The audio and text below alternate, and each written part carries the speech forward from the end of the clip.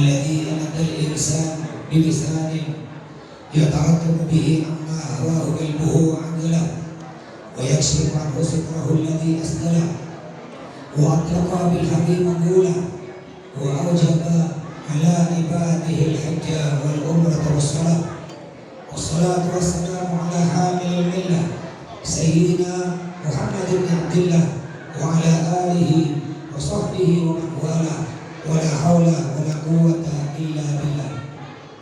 قال الله تعالى في القرآن الكريم: أعوذ بالله من الشيطان الرجيم. لقد جاءكم رسول من أنفسكم عزيز عليه ما عنتم حريص عليكم بالمؤمنين رؤوف رحيم. وقال النبي صلى الله عليه وسلم: إنما بعثت لأتمم مكارم الأخلاق. صدق الله العظيم. أما بعد.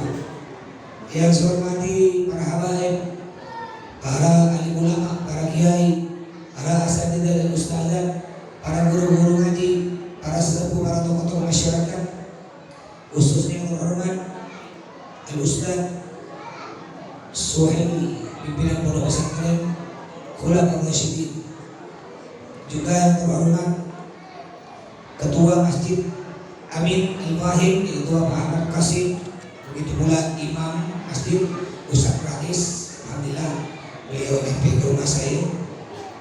Juga yang terhormat Kepala Desa Kuala Dua, yaitu Ustadz Abbas Is'agin. Saya pernah ceramah dengan beliau di Masjid Mujahidin sini, tapi dalam 5 atau 6 tahun yang lalu. Juga yang terhormat Wakil DPRD Kuburaya dan juga sekaligus beliau caleg dan para caleg-caleg yang lainnya. Masya Allah, ini akur ya, ini cantik nih. Kadang-kadang caleg satu lihat loh, aku datang, tapi ada musuh aku tidak. Nah, ini Masya Allah bagus nih, bagus. Karena ini hanya ya bisa dikatakan permainan lah. Ada menang, ada kalah. Kalau menang terus bersama kalah, rezeki. Kalau kalah terus sedih, terus berjuang, gitu ya. Nah, ini cantik. Ini nandakan bahwa kita ini kayak beliau ini contoh yang baik seperti ini. Jangan ada bermusuh, jangan ada bersaing. Kadang-kadang malah orang bawa yang mengusung. Kan? Ingat tak dulu pemilu presiden? Ada yang pilih nomor 1, ada yang pilih nomor 2, ingat tak? Nah, sampai sekarang mana baik? Padahal nomor 1, nomor 2 udah berangkul-angkul dah. Betul tak?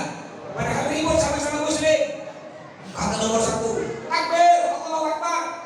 Kata nomor 2, takbir, serang, Allahu Akbar. Bodoh sama-sama muslim. Sama-sama Allah Akbar. Kalau ada saya jawab sami Allahu liman hamidah. Sekelahi sholatnya. Juga yang saya hormati panitia PHBI perayaan besar Islam Maulid Nabi Muhammad SAW beserta jajarannya. Juga terhormat Pak Suyono yang Masya Allah beliau undang saya di setengah tahun yang lalu. Takut tak dapat jadwal. Pada waktu itu beliau umroh dengan saya. Ikut travel Musdalifah. Insya Allah makanya suara saya serah. Tiap hari ceramah, tadi ngisi manasik 2 kali. Pagi ngisi manasik untuk keberangkatan 8 Oktober. Habis itu ngisi manasik untuk keberangkatan 16 Oktober. Kebetulan saya berangkat lagi tanggal 16 Oktober, 30 Oktober, 16 November. Doakan mudah-mudahan sehat. Pak Suyono, ya Masya Allah. Dan saya hormati Ketua RT, Ketua RW, Bapak-Bapak Haji, Bu Haja, para undangan hadirin hadirat yang semoga kita hadir di sini dan yang mendengarkan ceramah ini selalu mendapatkan berkat dan rahmat dari Allah Subhanahu wa taala. Pertama-tama mari kita panjatkan puja puji syukur kehadiran Allah yang telah melimpahkan rahmat, nikmat, taufik, hidayah dan hidayahnya kepada kita. Juga tidak kalah pentingnya Allah telah memberikan umur yang panjang hingga alhamdulillah sampai pada malam hari ini kita masih bisa hidup di dunia ini dalam keadaan Islam dan iman. Semoga Allah selalu memanjangkan umur kita semua untuk digunakan beribadah kepadanya. Amin ya rabbal alamin. Salawat serta salam kita haturkan kepada junjungan kita Nabi besar Muhammad sallallahu alaihi wasallam. Hadirin hadirat Bapak Ibu yang berbahagia, kita berada di Masjid Amin Al-Fahim ini dalam rangka merayakan Maulid Nabi. Sebelumnya kita harus tahu apa hukum merayakan Maulid Nabi. Kenapa bapak-bapak, ibu-ibu berani mengadakan acara Maulid? Padahal di zaman Nabi tak ada acara Maulid Nabi. Ini bid'ah. Kan? Orang sekarang begitu, sikit-sikit bid'ah. Ngapa? Di zaman Nabi tak boleh. Padahal bid'ah itu ada dua. Yang pertama bid'ah hasanah, yang kedua bid'ah sayyi'ah atau bid'ah dhalalah. Apa itu bid'ah hasanah? Sesuatu yang tidak ada zaman Nabi dan tidak bertentangan dengan agama. Tidak apa-apa, bahkan dapat pahala. Contohnya maulid Nabi. Di zaman Nabi tidak ada cara maulid Nabi kayak gini. Kenapa tidak ada? Karena Nabi merayakan maulid Nabi dengan berpuasa Senin. Suatu hari sahabat bertanya Nabi, kenapa Nabi puasa hari Senin? Kata Nabi, aku puasa di hari Senin karena aku lahir di hari Senin. Jadi Nabi merayakan ulang tahunnya bukan setahun sekali, seminggu sekali. Kita setahun sekali. Kadang-kadang ada orang nggak mau. Ini banyak ya kalau saya ini, Pak Ustaz, masih ada jadwal Ustaz untuk bulan Maulid ada belum? Ya. Kalau pas Maulid masih ada satu dua. Dah sah Pak Ustaz karena bukan di bulan Maulid. Padahal besok Pontianak ada Maulid pertama, Maulid kedua. Bahkan kadang-kadang sampai ada bulan puasa kadang-kadang. Juga tak paham. Sedangkan Nabi Muhammad merayakan Maulid bahasa Arab tuh. Maulid artinya ulang tahun. Ya, Maulid Nabi artinya ulang tahun Nabi. Kalau ulang tahun selain Nabi disebut milad. Nah, milad kota, milad kabupaten, kuburaya, terus berapa kan? Tapi kalau Maulid ulang tahun khusus Nabi. Jadi Nabi orang merayakan ulang tahunnya setiap hari Senin. Ini contohnya sekarang, ini bid'ah hasanah. Di zaman Nabi tidak ada cara maulid Nabi kayak gini, pada ada. Cuma tidak bertentangan dengan agama. Haram dari mana? Tadi cara maulid Nabi pertama baca Al-Quran, pertama saya datang baca serakah, baca selawat. Apakah baca selawat haram? Habis selawat tadi baca Al-Quran. Pak Ustaz Ahmad Suhaidi, apakah baca Al-Quran haram? Sekarang saya nyampaikan ilmu, apakah nyampaikan ilmu haram? Nanti habis acara baca doa, apakah baca doa haram? Terus habis baca doa biasanya ada makan. Aduh, mana ada? Gua ya, dapat nasi kotak tuh. Dapat. Nah, kan enak. Makanya bu, Pak, kalau ada acara maulid Nabi atau Islami di masjid, jangan nak harap makan lo di rumah. Iya kalau di masjid dapat, kalau nggak dapat. Bukan apa saya ini pernah kena. Sekitar 7 atau 8 tahun yang lalu, pada waktu itu Pak Ilham Nursak belum jadi wakil gubernur, masih jadi bupati Mempawah. Saya diundang ke Mempawah, acara malam. Saya berangkat habis sholat asar. Kata istri saya ini bu namanya Sahidi. Saya kalau di medsos dipanggil Sahrukan. Boleh yang muda-muda kalau ikut medsos saya, kalau ikut TikTok tulis di TikTok Gus Sahrukan. Kalau ikut Instagram saya tulis Instagram Ustaz Sahrukan M Sahrini. Jadi istri saya nama panjangnya Sahrini Juwita. Kalau nak dengar ceramah saya di YouTube, tulis di YouTube ceramah Ustaz Sahrukan. Silakan di-subscribe, like, comment, and share. Oke guys. Sekarang ini macam-macam. Belum guys ada lagi besti.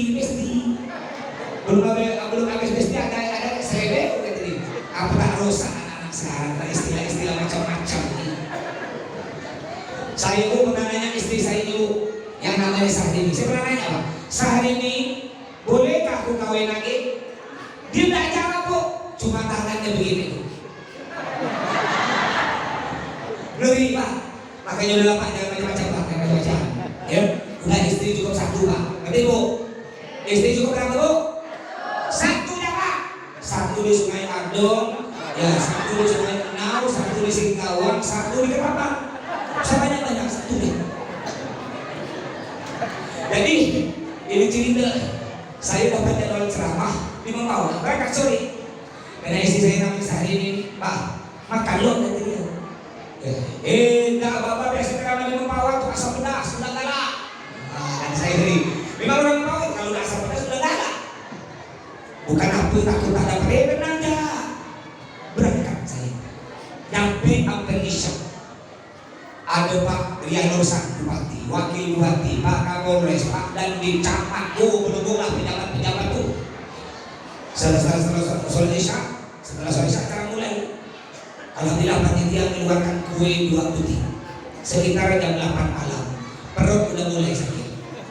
Habis tuh kue 2 butir, saking laparnya saya sampai ngeliat kue punya Pak Nur Sang. Rasanya saya sabar beliau. Dapat 2 butir ya.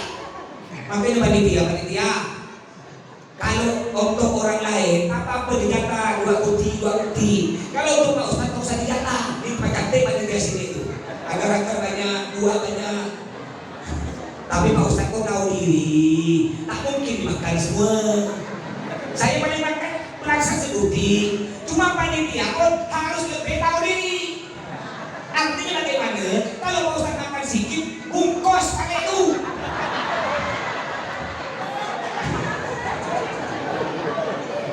Memang berkat pada wajib, tak wajib. Cuma saya tak enak tuh sehari minggu. Kadang-kadang si balik dia nanya, Bang, ada berkat tuh. Dan ada, enak sih. Akhirnya setelah ceramah, habis ceramah, selesai, doa. Saya tunggu dulu, sambil makan, minum air buah. Kue 2 butir habis, minum air buah. Saya tunggu sampai 10 menit. Mungkin ada nasi keluar, atau kadang-kadang ada panitia kosan, sila ke rumah sebelah. Nanti habis ini ada sila ke rumah sebelah. Oh, aman. Cacing di perut aman. Ada yang masuk dulu ya. Saya ini sampai 10 menit, tak ada ngurus rumah sebelah. Akhirnya saya pura-pura balik. Yaudah apa? Saya balik dulu. Iya Pak Ustadz, udah. Jam 12 malam. Ini betul-betul kita makan. Akhirnya dengan sopir saya sampai di pasar Mempawah, saya makan di situ, bayar surah. Sampai rumah kena sehari ini, nyaman kau kata itu. Nah, ini pengalaman Bapak Ibu ya. Nah, kenapa takut kita tak dapat makan? Jadi balik lagi, Maulid Nabi enak. Maulid Nabi pertama kita dapat pahala, dapat hiburan dari anak-anak hadrah, dapat ilmu, juga dapat nasi kotak. Makanya ini panitia saya ajarkan panitia ke depannya. Kalau mengadakan acara yang datang bisa lebih ramai dari ini, saya jamin bisa datang 10.000 orang. Lebih ramai dari tadi malam acara ini pondok Habib Muhammad. Saya diundang lagi bawa dari Habib. Ada jadwal juga tidak bisa ramai, mungkin 1000 lebih. Saya jamin panitia bisa datangkan orang 10.000 lebih. Modal tak banyak, cukup duit 50.000. Benar, bisa datang 10.000 lebih. Cuma ada cara. Duit 50.000 ini belikan baleho. 1 meter kan 14.000. Bisa dapat 3 meter. Baleho disimpan transmat yang ada udara. Simpan sini. Tulis saja. Yang paling penting tulis saja. Biar orang tertarik. Tulisannya begini. Hadirilah acara Maulid Nabi di Masjid Amin Al-Fahim, penceramah Ustaz Abdullah. Di bawahnya tulis didampingi Ridho Roma, Inul dan Sahruka. Dari kata panggung datang, belum? Dan ini hukum Maulid Nabi, Bapak Ibu. Maulid Nabi hukumnya bid'ah. Tidak ada zaman Nabi, cuma bid'ah hasanah yang berpahala. Yang kedua, ada bid'ah sayyi'ah. Tidak ada di zaman Nabi dan itu berdosa. Contoh, acara Maulid Nabi, mengadakan Maulid Nabi, cuma yang diundang selain Pak Ustadz habis acara Maulid, undang artis joget-joget, jelas haram. Atau habis acara Maulid Nabi diberi arak putih, segelas arak putih, dia jelas haram. Jadi tidak semua yang ada zaman Nabi kita katakan bid'ah haram. Kalau kita katakan semua yang ada zaman Nabi kita katakan haram bid'ah, banyak. Contohnya Al-Quran. Mana Al-Quran? Di belakang Al-Quran. Al-Quran di zaman Nabi itu tidak ada Al-Quran, tidak ada. Sampai sahabat pergi kepada Nabi, Nabi, kami mau bukukan Al-Quran. Kata Nabi, tak boleh.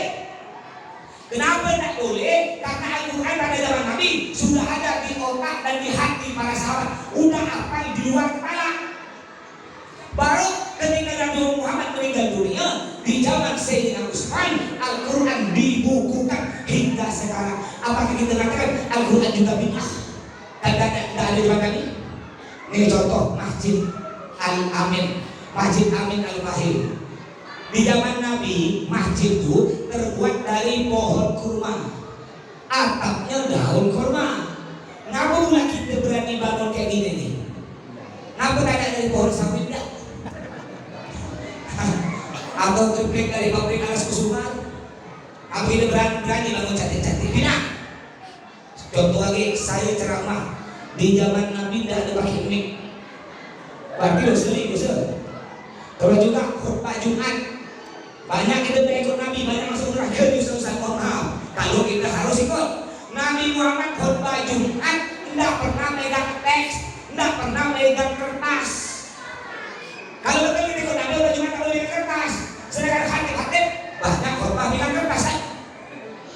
Udah megang kertas bergegar gitu. Udah bergegar bacanya lama, nyaman tidur. Masyiral muslimin. Kalau ikut Nabi tidak megang kertas. Ya. Jadi tidak semua zaman Nabi kata bid'ah. Ini sekarang hati-hati Bapak Ibu. Sekarang ini ada aliran yang sedikit-sedikit katakan bid'ah. Dia mengatakan acara Maulid Nabi hukumnya bid'ah. Karena di zaman Nabi tidak ada maulid. Jadi orang yang merayakan Maulid Nabi hukumnya bid'ah, haram masuk neraka. Baca serakan bid'ah haram masuk neraka. Orang Bugis robo-robo bid'ah haram masuk neraka. Memang neraka punya datuk kau. Kalau neraka punya datuk kau ya. Saya pernah ceramah di Masjid Al-Muhtadin Untang, diundang oleh istri wali kota Bu Yeni. Acara Maulid Nabi ibu-ibu seputar Pontianak, ribuan yang hadir. Pada waktu itu saya ceramah bahas tentang Maulid Nabi. Ketika saya keluar dari masjid, ada budak-budak muda nunggu saya. Budak-budak muda nunggu saya. Ketika saya naik motor, tunggu Pak Ustaz.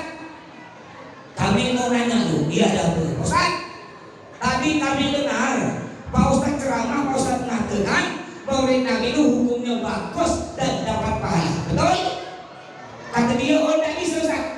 Kata guru kami, acara Maulid Nabi hukumnya bid'ah. Saya pura-pura bodoh, saya tanya, apa itu bid'ah? Kata guru kami, bid'ah itu Pak Ustaz tidak ada di zaman Nabi. Oh gitu. Terus kalau Maulid bid'ah tidak ada Nabi, tidak bisa dipakai, tak boleh. Tak boleh diadakan. Terus kalau tidak boleh diadakan apa? Dibuang. Kata dia. Jadi Maulid Nabi hukumnya bid'ah karena di zaman Nabi tidak ada Maulid, tidak usah dipakai, buang. Oke. Sekarang aku tanya kau ada tidak di zaman Nabi? Tidak ada Ustaz. Berarti kau bid'ah. Lemparkan orang ini ke sungai Kapuas. Macam-macam. Jadi Bapak Ibu, kalau ada orang aliran ini yang sedikit-sedikit mengatakan Maulid bid'ah, baca serakai bid'ah, robo-robo bid'ah, dia pakai motor, ambil motornya. Nabi Muhammad tak pernah pakai motor, suruh dia pakai ontel. HP nyampe, Nabi tak punya HP. Kacamata nyampe, Nabi tak punya kacamata. Duit nyampe, di zaman Nabi tak ada duit kertas. Ini yang guna Bapak Ibu nih hadir cara seperti ini. Ini ada lagi aliran. Kemarin di barusan saya tahlilan di Siantar. Selesai tahlilan kan biasa pada orang rumah aku beri aku makan nasi. Ada orang sebelah saya bilang begini, alhamdulillah Pak Ustaz, saya 2 tahun tak sholat. Rasa saya peleng mulut dia. Ngomong alhamdulillah gitu. Kita walaupun preman tak sholat, tak mungkin ngomong alhamdulillah. Coba tanya preman, bang, bertakut ini, abang tak sholat gimana? Dosa tak? Dia memang dosa. Ya, itulah saya di preman. Dosa tak? Kalau tak sholat dapat pahala, dapat dosa. Tetap preman jawab, dapat dosa. Ini pakai songkok ada tahlil. Dia bilang, Ustaz, alhamdulillah saya 2 tahun tak sholat. Saya bilang, Bapak, istighfar Pak. Bapak bilang alhamdulillah, iya Ustaz, alhamdulillah.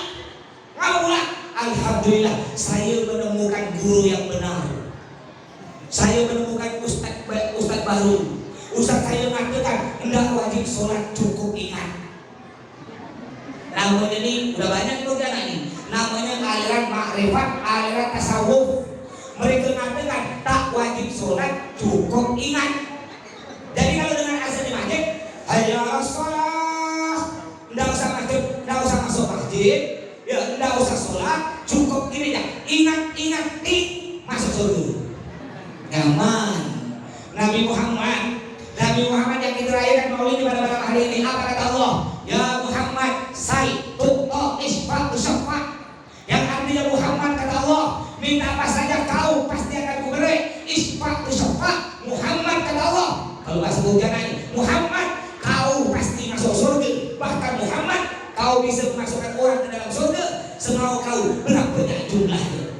Tapi walaupun Nabi Muhammad oleh Allah dijamin pasti masuk surga, saking seringnya sholat kaki beliau sampai bengkak, dan setiap sholat Nabi Muhammad menangis meneteskan air mata, padahal dijamin pasti masuk surga. Sedangkan dia tadi, siapa yang jamin dia masuk surga? Hingga dia berani mengatakan tak wajib sholat, cukup iman. Sekarang ini banyak Pak, banyak orang enteng sholat. Ketika tak berduit, kelaingan bini, banyak masalah, banyak utang, tak balik-balik dari masjid. Ketika banyak utang jam 3 subuh datang masjid. Tapi ketika sudah kaya, uang miliaran, tanah hektaran, Allah dilupakan. Sibuk dengan jurinya, sibuk dengan zinanya, sibuk dengan narkobanya. Baru punya motor PC, buka bungkus tidak sholat. Baru punya Avanza second tidak sholat. Baru penghasilan sebulan 10 juta, tak ada sholat. Kayak mana kita dengan Nabi Sulaiman? Karena ada lagu tuh, ibu-ibu apa tuh lagu kasih zaman dulu tuh. Nabi Sulaiman kaya, tapi beliau sholat. Nabi Sulaiman kaya, tapi beliau sholat. Tahu dah? Kaya Nabi Sulaiman kayak siapa? Mohon maaf, di Kuburaya, kekayaan orang Kuburaya dikumpulkan tak nyampe seperempat kaya Nabi Sulaiman. Nabi Sulaiman ini punya kursi, bukan kursi, singgasana. Namanya kursi singgasana lebih besar dari ini. Kursi singgasana beliau Pak, bukan terbuat dari emas. Emas itu murah, terbuat dari berlian. Tahu berlian? Berlian itu besar kayak tai hidung. Ini kayak tai hidung, itu harganya bisa 1 miliar. Kayak tai hidung. Gimana besar kayak tai kucing? Kamu mulai bandingkan tai Ustaz. Nah, apa Bu ya? Saya kalau ceramah di mana-mana saya ceramah. Besok saya ceramah di dekat Transmart. Siang di Galang, Pinyo. Malam di Masjid Babu Salam Jalan Merdeka. Jadi di mana-mana saya ceramah saya beri lucu. Kenapa? Kalau tidak ada lucu nanti Bapak Ibu ngantuk.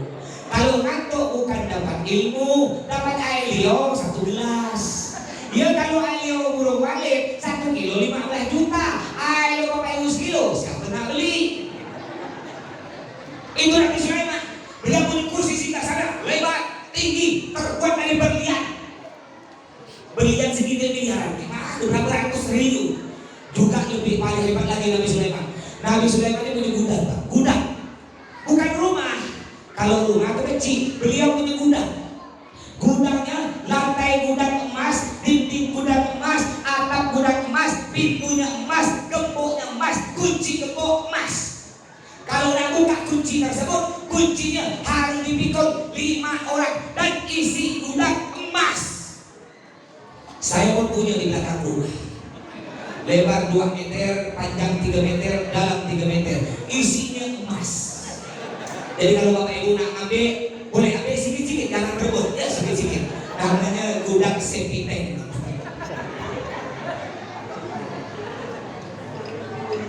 Tapi walaupun Nabi Sulaiman kaya, tambah rajin sholat. Lanjutan lagu tersebut, Nabi Yusuf ganteng, tapi beliau sholat. Nabi Yusuf ganteng, tapi beliau sholat. Tahu tak ganteng Nabi Yusuf? Andaikan ya, andaikan ganteng itu bulan. Ya Bapak Ibu ya, andaikan ganteng ini bulan.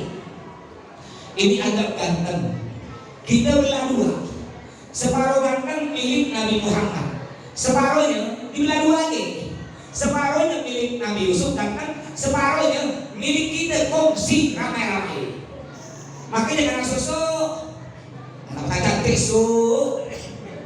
Biasanya ibu-ibu, yo anak cantik ini istri bapak.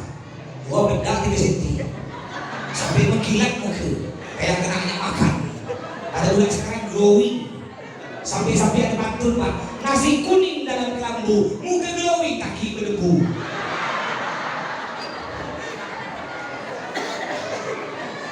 So mudah-mudahan kaya, punya gelang emas 20 buti. Acara Maulid Nabi hadir ke masjid dipakai semua gelang emas 20 buti. Lengan kanan 10, lengan kiri 10. Ketika panitia bagi nasi diangkat tinggi-tinggi, aku belum dapat. Ada tu ada. Betul lagu? Mentang-mentang punya kalung, mata kalung emas besar 1 genggam, sikit-sikit kerudung dibuka, panas. Bapak pun gitu Pak. Pertama lagi lu mancung, ganteng, sombong, lalu ngomong gini, budak-budak, sekubur raya cuma hidung aku paling mancung. Betul. Di kubur raya hidung kau paling mancung, nyampe di Arab paling segini. Ada Pak Suyuno, hidung orang Arab kayak apa panjangnya.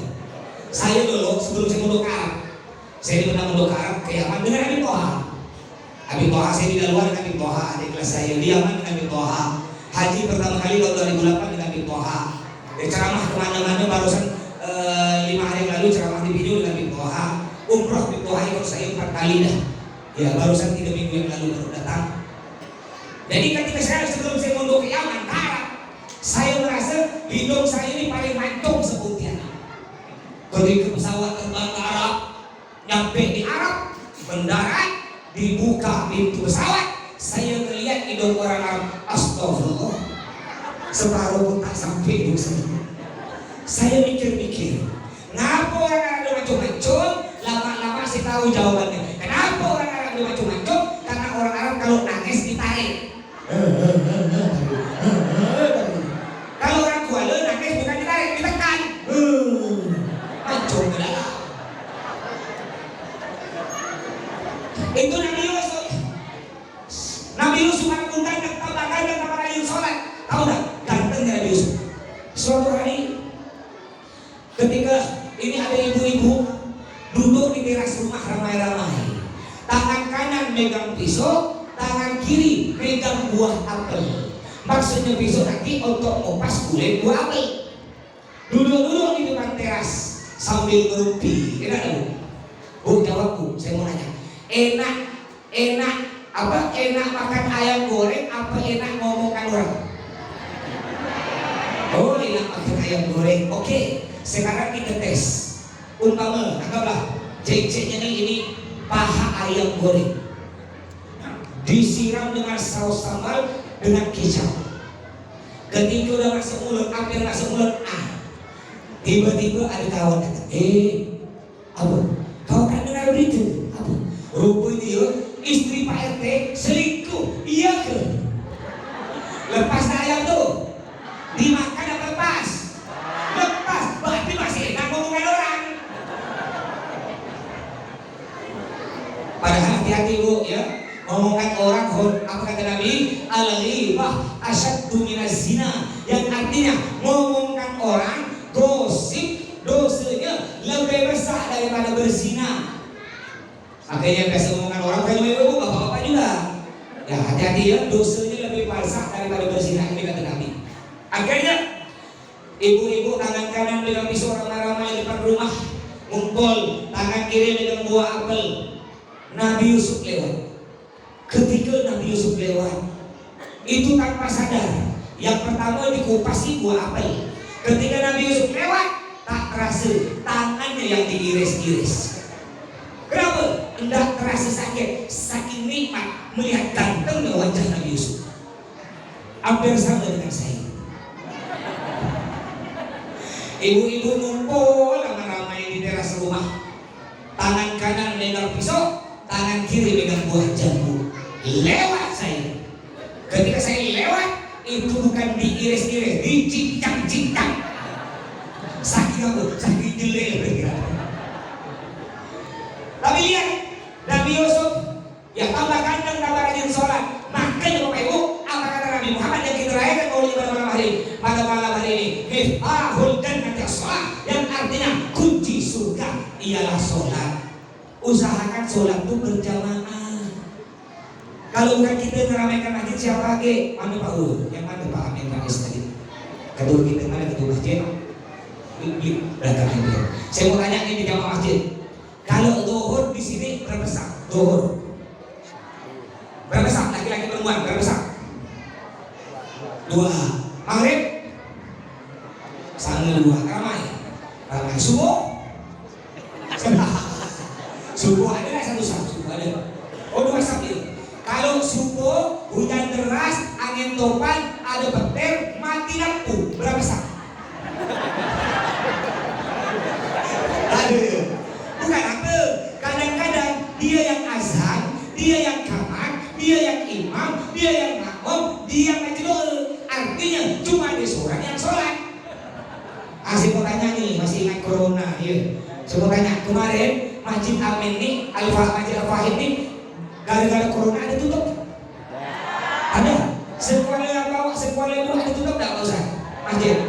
Aduh, Masya Allah. Sholat jaga jarak ada tak? Ada. Habis sholat salam-salam tak? Belum? Masih belum ya? Masya Allah. Terus yang rajin ke masjid ada kena corona? Ada ya? Masya Allah ya. Di tempat saya sudah jauh. Saya hitung-hitung ada 7 masjid tutup corona. 7 masjid tutup. Pertanyaan saya Bu, ada tak ketika corona pasar tutup? Ini pasar sebelah itu ada tak tutup? Di tempat saya sudah jauh, dari 7 masjid ada 1 masjid sholat jaga jarak 2 meter, diberikan silang 2 meter. Pertanyaan saya Bu, ada tak pasar jaga jarak? Pernah ke Ibu ketika belanja situ pasar tuh bayar pakai kayu? Ada ya? Ini pelajaran untuk kita semua. Pelajaran untuk kita semua Bapak Ibu yang ke depannya. Kalau ada musibah sebesar apapun, jangan tinggalkan masjid. Ingat, yang beri penyakit siapa? Allah. Yang beri penyakit Allah. Yang beri obat, yang beri kesembuhan, yang beri perlindungan Allah. Dekati Allah, bukan malah menjauhi Allah. Apalagi sampai tutup rumah Allah. Kadang-kadang ada istri takut berlebih corona. Takut berlebih akhirnya ketika suami tidur, ketika suami dipeluk itu ditendang suami. Salah orang, jangan dekat-dekat 5 meter. Kalau sakit hati suami 2 bulan tak nyetor. Ini kan corona. Besok pagi kena suami dibalas. Pagi-pagi suami ngitung duit Bu. Ketika suami ngitung duit, ibu dekat-dekat, ditendang dengan suami. Jangan dekat-dekat 10 meter. Sedang apa istri kita Pak? Lihat duit matanya merah. Corona hilang duit, kalau duit itu ya. Makanya Bu, jadilah istri yang pintar cari duit, ngerti Bu? Ya, jadilah istri yang pintar cari duit. Di mana saja suami ibu nabungkan duit, ibu tahu. Ketika ibu dapat duit suami, ibu nanya, bang, ini duit aku bang. Kata suami, itu duit sial. Ngapa mulai duit sial bang? Iyalah, udah aku tabungan masih ketahuan kau sial. Itu istri yang pintar cari duit suami. Ini corona. Sampai-sampai saya punya abah saya, alhamdulillah abah saya sekarang kiai paling sepuh di Kalimantan Barat. Abah saya umurnya 77, kawan akrab dengan Kiai Hairulman. Abah saya juga anggota dewan dulu tahun 90-an, 2 periode masih P3 dulu. Kawan akrab beliau almarhum. Dan jadi kalau saya makan dengan abah saya, kata abah saya, aduh kawan abah ada semua dah di Kalbar, yang turut ada habisnya, sisa apa surah dulu kan. Mudah-mudahan abah saya, mak saya sehat panjang umur ya. Ini ketika corona, abah saya kan kalau Jumat sebelum masjid beliau ini pakai minyak wangi. Beliau ini punya lemari khusus minyak wangi. Ada mungkin 50 macam minyak wangi. Tak pernah beli, beri santri umroh haji beri hadiah. Minyak wangi bukan yang murah. Tuh tanya Mas Yuno tuh, kalau di Mekah ada namanya toko Arabiah Ilmon. Segini nih Pak, botol kecil minyak wangi colet segini. Harganya duit kita 20 juta segini. Kalau kita orang Indonesia tak mungkin beli. Jangan 20 juta, 60 ribu yang mikir. Masya masih ada malaikat subuh 10.000 ya, dipakai sekali kena angin hilang. Jadi ketika apa saya Jumat mau pakai pakainya wangi, dia simpan tangannya cium, tak ada bau. Ambil lagi botol lain, tak ada bau. Banyak botol, tak ada bau. Kata apa? Kurang ajar budak-budak ini. Minyak kulit air. Dipanggil santri, kan ada santri yang biasa bersihkan di kamar abah saya itu kan. Budak-budak sini, kata dia. Siapa kurang ajar nih? Minyak kulit air. Datang mak saya. Iya datang ini udah buka nih. Masa minyak wangi aku bilang bau? Semua akhirnya nama sini wangi. Kata apa? Aku kena corona gitu. Ada kemarin kan hilang bau ya dia. Yang banyak hilang bau dia.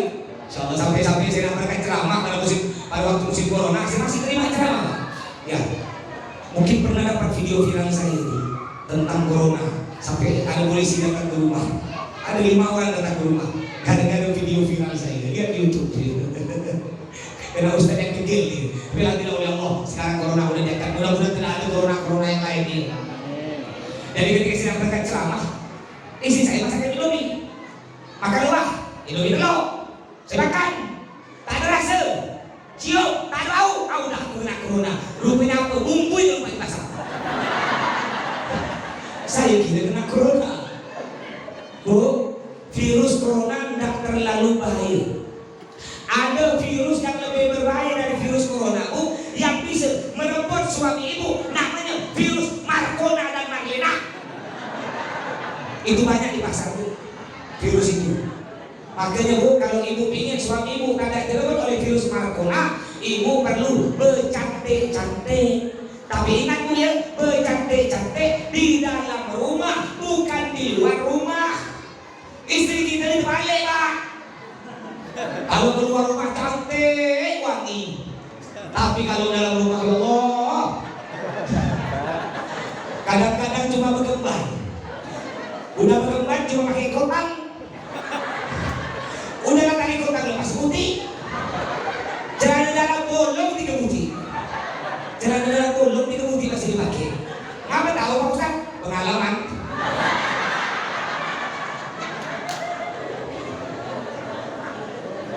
Bu ya, ikut istri Nabi Bu. Istri Nabi Muhammad yang kita rayakan maulidnya pada malam hari ini, beliau istri Nabi bercantik-cantik di dalam rumah. Kalau keluar rumah tidak pernah berdandan, tidak pernah pakai minyak wangi. Tapi kalau di dalam rumah dengan Nabi Muhammad, semua dandanan dipakai minyak wangi 1 botol habis. Istri kita jarang Pak. Dapat istri kayak istri Nabi jarang. Kebanyakan istri kita kalau keluar rumah pakai acara kawin, artis pun kalah. Betul Pak? Tapi kalau dalam rumah, ya Allah, ketika Bapak balik kerja, dalam hati mengharap mudah-mudahan aku disambut oleh istriku yang wangi. Tapi apa yang terjadi Pak?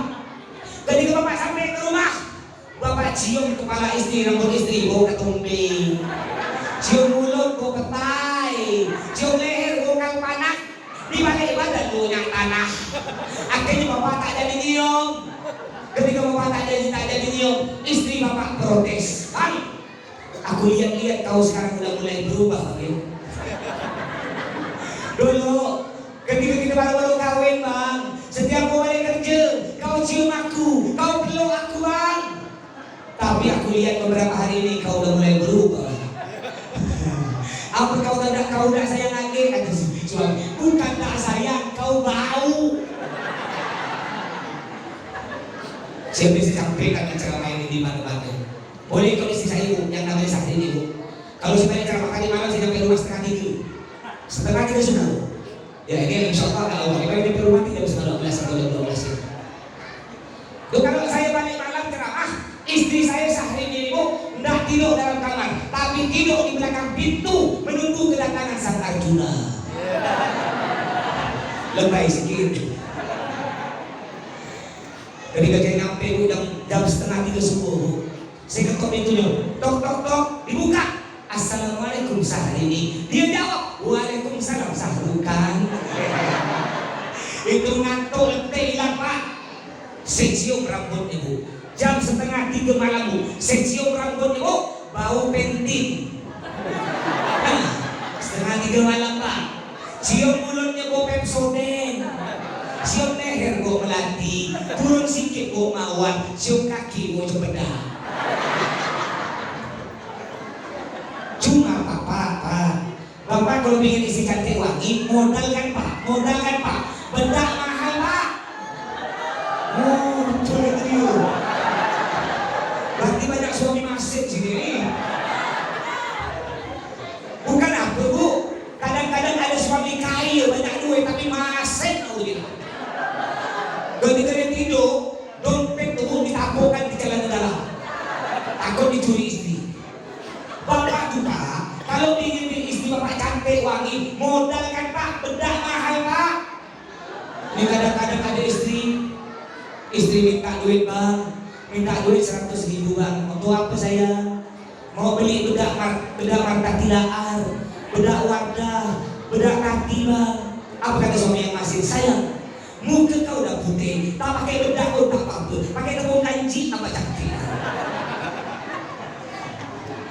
Modal kan Pak. Nabi Muhammad Pak sangat sayang kepada istrinya. Demi istri dapil cantik dimodalkan. Jangan pelit-pelit kepada istri. Akhirnya ketika Bapak pelit kepada istri pun cari laki-laki baru. Yo, ada uang abangku sayang, enggak ada uang abangku tedak. Tapi mudah-mudahan istri kita tidak payah, mudah-mudahan istri solihah. Juga Bu, ya ikut Nabi Muhammad Bu, yang kita rayakan maulid Nabi. Gimana istri Nabi Pak? Kalau Nabi Muhammad balik dari mana pun, dari masjid atau dari pasar, dari mana, ketika Nabi ketuk itu tok. Assalamualaikum. Istri Nabi jawab dengan lembut, Waalaikumsalam. Beda dengan istri kita Pak. Apalagi Bapak datang terlambat. Biasa Bapak balik rumah jam 4 sore, tiba-tiba Bapak balik jam 7 malam. Ketika Bapak Assalamualaikum, tok, Assalamualaikum, salam. Oh, ibu kamu salam. Bu, aku tak cepat mati. Makanya Bu, menurut penelitian, lebih banyak suami mati dulu daripada istri. Betul? Walaupun suami lebih muda, istri lebih tua Pak, banyak suami mati dulu. Ngapa banyak suami mati dulu? Karena banyak suami kena penyakit terkejut mati. Makanya kalau ibu ingin suami ibu panjang umur, ikut istri Nabi Bu. Ini saya ajarkan Bu ya, saya ajarkan.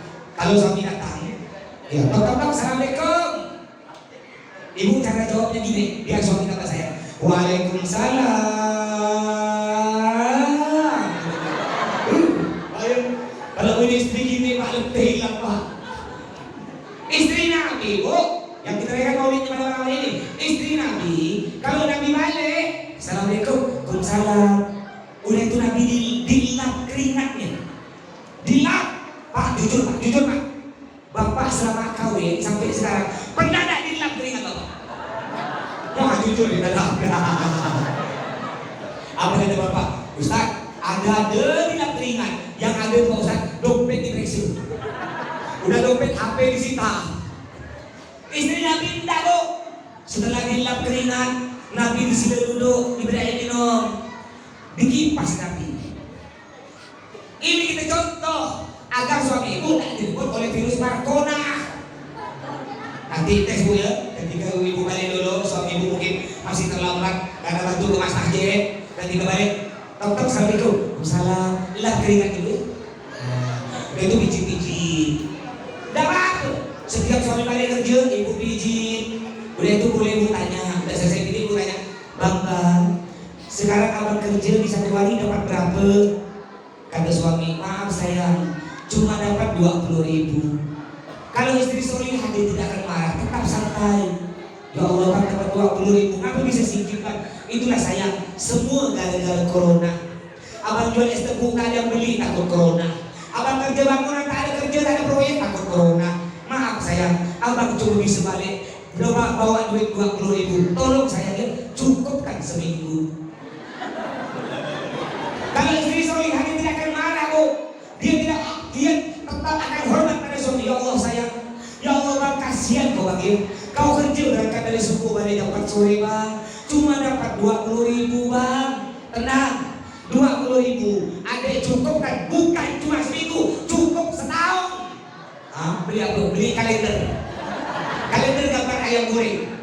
Jangan makan ayam, lihat ya kalender setahun cukup. Itu kalau punya suami masih.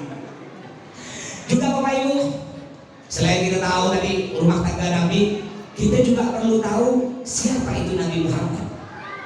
Nabi Muhammad itu namanya selain bernama Muhammad, beliau juga banyak nama. Nama beliau Muhammad, juga beliau dipanggil Ahmad, Yasin. Yasin itu nama Nabi.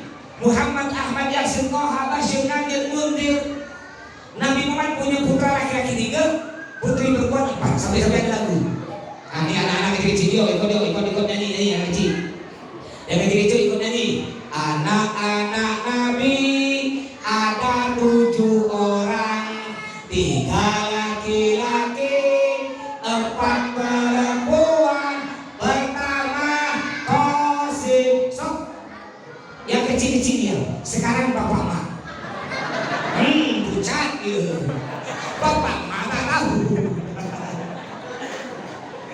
Pertama Qasim, Abdullah, Zainab, Ruqayyah, Ummu Kulsum. Ini kecilapan. Kalau bapak-bapak, ibu-ibu jangan tanya keluarga Nabi. Kalau ibu-ibu itu apa? Tanya keluarga artis. Saya tes Pak, saya tes istri bapak. Lebih apa nama keluarga Nabi, apa nama artis? Saya tes Bu. Pertama saya tanya nama artis loh. Ibu jawab ya. Kalau ibu tahu, ibu jawab. Kalau ibu tidak jawab, nanti ibu bohong, masjid dosa. Jawab. Bu, artis yang goyang ngebor, siapa namanya Bu? Hebat kan? Istri bapak hebat. Bapak harus bangga Pak punya istri bintang. Hebat. Bu, vokalis Noah, siapa namanya Bu? Ari. Hebat. Bu, ada artis biasa pakai gambul katulistiwa, siapa namanya Bu? Syahrini. Itu istri saya. Hebat Pak, istri bapak hebat. Sekarang saya tanya lagi Bu, siapakah istri Sayyidina Utsman? Udah tahu, hebat. Istri Sayyidina Utsman itu adalah putri Nabi Muhammad. Inilah pentingnya kita mendidik anak-anak kita dengan pendidikan agama. Kalau orang zaman dulu ya, orang zaman dulu anak mau tidur itu cerita Rasul, cerita Nabi, cerita ulama. Kalau orang sekarang ada anak mau tidur cerita apa? Pada suatu hari ada seekor monyet. Akhirnya anak besar kayak monyet. Orang tua zaman dulu kalau gendong anak atau ngayun anak pakai sholawat. Ya Nabi, salam alaika. Makanya orang zaman dulu walaupun nakal masih hormat kepada ulama. Preman dia, tapi kalau ada habib ada ulama begini ah. Orang zaman dulu, orang ibu-ibu sekarang tak ada Pak. Gendong anak bukan baca sholawat, lagu dangdut. Kemana, kemana, kemana. Akhirnya anak besar tak balik lagi dari kafe. Harus kita tahu biar anak kita mengikuti Nabi, akhlak Nabi, suri teladan Nabi. Juga Bapak Ibu udah berapa nih? Mau lanjut ya? Belum sebentar.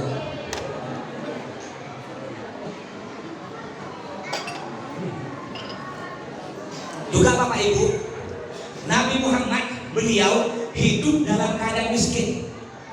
Bukan Nabi Muhammad orang miskin, tidak. Nabi Muhammad orang terkaya sepanjang sejarah. Hanya saja beliau memilih hidup miskin untuk contoh bagi kita semua. Kaya. Suatu hari oleh Allah ditawarkan, wahai Muhammad, jika kamu mau gunung Uhud kujadikan emas, ambil kau. Gunung Uhud ini, ayo Pak Suyono masih ingat gunung Uhud di Mekah di Madinah? Madinah, ingat beliau, nyampe beliau, pancet beliau. Ya. Gunung Uhud ini ada di Madinah. Tinggi gunung tersebut hampir sama dengan gunung Peniraman. Tahu gunung Peniraman kalau kita ngarap ini Nusapati? Itu kampung desa hari ini di sini, di Peniraman. Hampir sama besar dengan gunung Abawang. Oleh Allah ditawarkan, Muhammad, kalau mau gunung Uhud jadi mas, ambil. Nabi Muhammad tak mau. Kalau kita gila-gila bagaimana? Tiba-tiba ada suara, wahai para jamaah masjid Masjid Amin Al-Fahim. Gunung Ambawang jadi emas. Ambe. Ada kira-kira. Semuanya lari dari motor ngebut. Saya pun ikut. Siapa tak mau emas. Mudah-mudahan oleh Allah yang belum nyampe ke Mekah menyampaikan ke Mekah ya, nyampe ke Lumpur insyaallah, yang sudah sampai mudah-mudahan sampai lagi. Ya, boleh kalau mau ikut saya berangkat lagi insyaallah 2 minggu lagi 16 Oktober 9 hari 29 juta.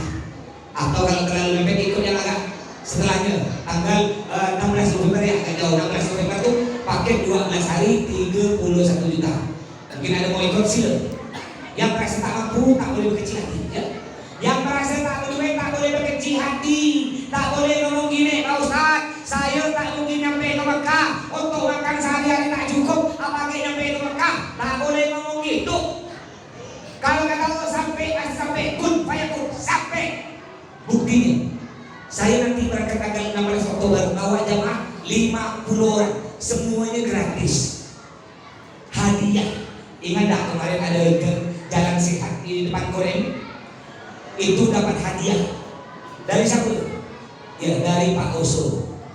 50 orang, total sekarang 150 orang kebudayaan itu dapat gara-gara jalan sehat.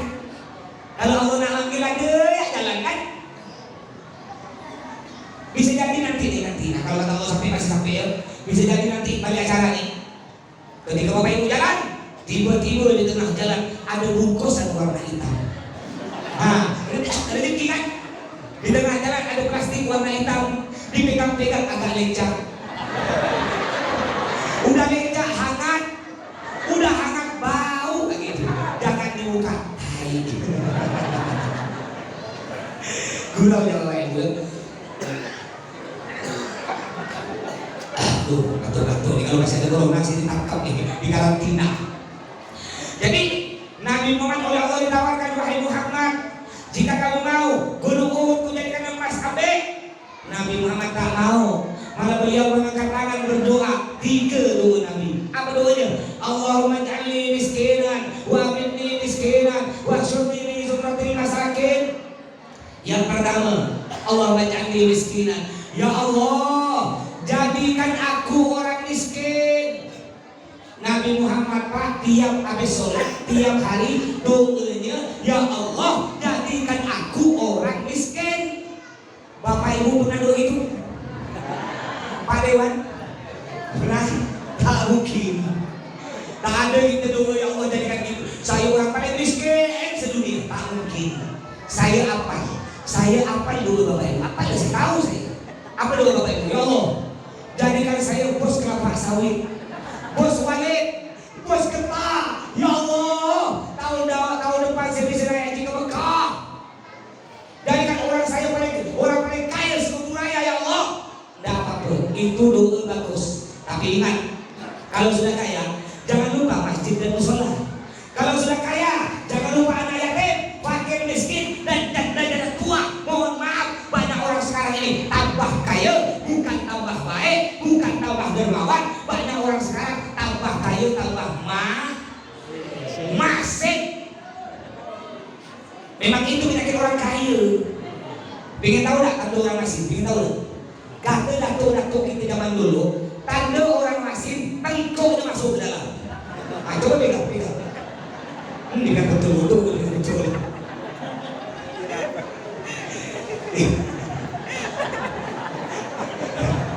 Kata datuk kita, tanda orang masin, tengkuk masuk ke dalam. Tapi saya punya kawan, tengkuknya mulai keluar, masin alhamdulillah. Amin kayu. Itu doa Nabi yang pertama, ya Allah jadikan aku orang miskin. Doa Nabi yang kedua, wa aminni miskinan.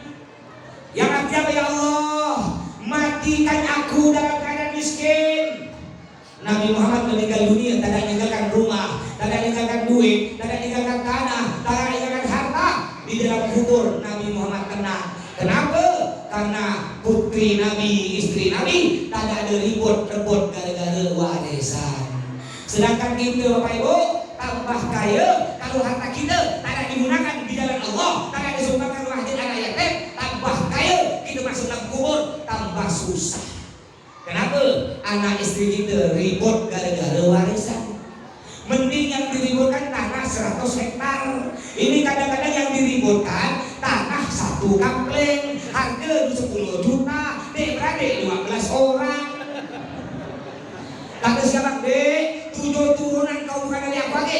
Hati-hati ya, yang memusuhkan adik-beradik atas saudara, antar tetangga, antar keluarga. Apa kata Nabi? La yadkhulul jannah qati', yang artinya tidak akan masuk surga orang yang memutuskan hubungan silaturahmi antar tetangga, antar keluarga, antar saudara sama muslim, tidak akan masuk surga. Doa yang terakhir dari Nabi apa? Wahsyurni fi zumratil masakin, yang artinya ya Allah, kumpulkan aku di surga bersama orang-orang miskin. Jadi bapak ibu yang merasa miskin tak usah sedih, bahkan bangga ngapa orang miskin langsung masuk surga, ngumpul dengan Nabi Muhammad dan tidak ada pertanyaan. Nanti di akhirat orang miskin tidak ada pertanyaan, mereka tak tanya. Ngapa tidak ada pertanyaan? Apa yang nak ditanya? Rumah tak punya, motor tak punya, duit tak punya. Kata mereka masuk. Mana sebelum masuk?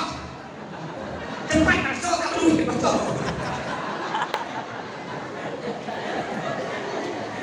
Sedangkan kita tambah kaya, walaupun masuk surga, tambah lama. Kenapa? Karena banyak pertanyaan. Contohnya tu Pak Haji kaya tanya, Haji, kata Allah, Pak Haji kayaknya punya mobil ya. Iya ya Allah. Dapat dari mana mobil? Pak Haji Siono, dapat dari mana mobil? Ini buka usaha toko bangunan ya Allah. Terus, untuk apa mobil? Kalau malam minggu hadir ke selawat Toha. Kalau malam Jumat hadir selawat Toha. Terus, kalau malam minggu bawa cewek ke diskon. Tinggal nyemplung neraka lo Haji. Itu Nabi Muhammad. Beliau oleh Allah ditawarkan jadi orang kaya, tapi beliau tidak mau. Beliau memilih hidup miskin untuk apa? Untuk contoh bagi kita semua. Jangan gara-gara kemiskinan lalu kita melakukan kemaksiatan dan kejahatan. Apa kata Nabi Muhammad? Kadal fakru ayyakuna kufran, yang artinya hampir saja kemiskinan itu menjadikan seseorang kafir. Gara-gara miskin tak boleh merampok, gara-gara miskin tak boleh jual narkoba, gara-gara miskin tak duit, mohon maaf Pak Jalek, main duit, songkok mencukup, mohon maaf, saya mau sampaikan, ya, hati-hati. Apa kata Nabi? Ar-Rashi wal murtasyifina, caleg yang beri duit, warga yang terima duit, sama-sama masuk neraka. Saya nyampaikan hadis Nabi. Mudah-mudahan Pak Caleg ini kan masih calon-calon nih. Mudah-mudahan dapat bisa jadi pemimpin yang amanah kalau menang. Mohon maaf. Kadang-kadang ya ini pilihan caleg dengan PKB tak jauh itu. Kalau pilih, kalau jadi lupa. PKB kalau lupa jadi. Tapi beliau insya Allah tidak. Ini izin dari yang lain nih. Karena contohnya beliau insya Allah datang lahir. Ya jarang-jarang pakai akur kayak dia. Insya Allah calon pemimpin yang bagus. Kadang-kadang ada kena caleg-caleg dikumpulkan di rumah Pak RT, Bapak Ibu kumpulkan. Wahai Bapak Ibu sekalian, lalu dipidato nih rumah Pak RT. Wahai Bapak Ibu sekalian, pilihlah saya. Kalau sampai saya menang jadi anggota dewan, pokoknya desa Kuala Luar tenang. Sekali udah menang, betul-betul tenang, senyap, tak muncul lagi. Betul? Saya ini calegkan dulu. Karena saya tahu pakai duit, pakai doa. Orang tak perlu doa, perlu doet.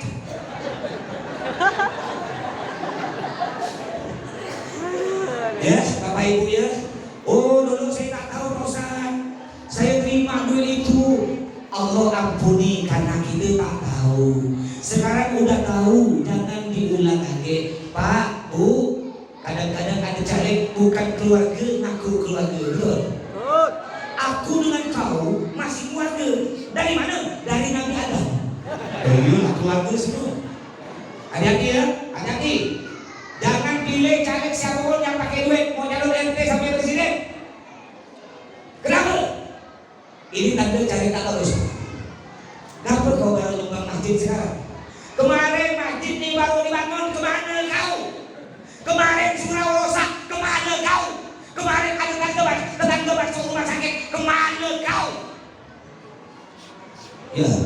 Hati-hati Pak. Caleg yang main duit, bapak diberi 200.000, bapak ibu 5 tahun cuma dapat 200.000, sedangkan dia tak duduk kalau duduk, dia kan memodal bermiliar-miliar, betul? Dia kan nak balikkan modal. Kita 5 tahun cuma dapat 200.000, sedangkan dia dapat bermiliar-miliar. Kita belum lagi dosa akan dilemparkan ke dalam api neraka. Makanya memilih pemimpin ke depan, mau presiden sampai RT, jangan lupa pilih pemimpin yang pertama seagama dengan kita, yang kedua rajin ibadah, rajin wajib, hubungan dengan Allah bagus, hubungan dengan masyarakat bagus, yang terpenting yang keempat, jangan pilih pemimpin siapapun kalau dia pakai duit, karena itu termasuk dalam hadis Nabi ar-rashi wal murtasyidat, yang beri sogok, yang terima sogok, sama-sama masuk neraka. Mudah-mudahan oleh Allah kita semua dapat hidayah, mudah-mudahan anak-anak kita jadi anak soleh-solehah, mudah-mudahan kita diberi rezeki yang melimpah barokah hingga bisa sampai ke Mekah, mudah-mudahan kita meninggal dalam keadaan husnul khatimah, mudah-mudahan kita masuk surga berkumpul bersama baginda Nabi Muhammad SAW. Mungkin sampai di sini Bapak Ibu, mohon maaf sore saya bersama kecil, soal 3 detik lagi, kurang lebihnya mohon maaf. Wabillahi taufiq wal hidayah. Assalamualaikum warahmatullahi wabarakatuh.